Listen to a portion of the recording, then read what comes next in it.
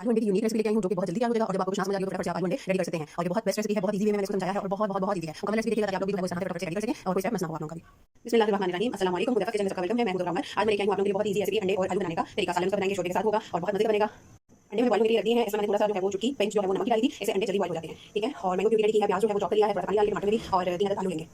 जी, तो सबसे पहले हम डालेंगे 5 से 6 टेबलस्पून कुकिंग ऑयल। बिस्मिल्लाहिर्रहमानिर्रहीम, और इसको गर्म होने देंगे।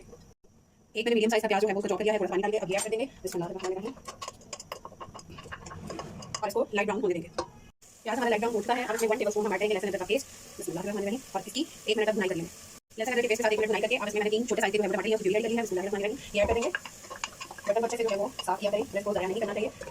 इसको अच्छे से मिक्स कर लेंगे और इसमें स्पाइस ऐड करेंगे।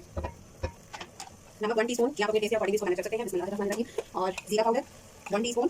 बिस्मिल्लाहिर्रहमानिर्रहीम, और लाल मिर्च पाउडर 1 1/2 टीस्पून। इसको भी आप अपने टेस्ट अकॉर्डिंग कम ज़्यादा कर सकते हैं।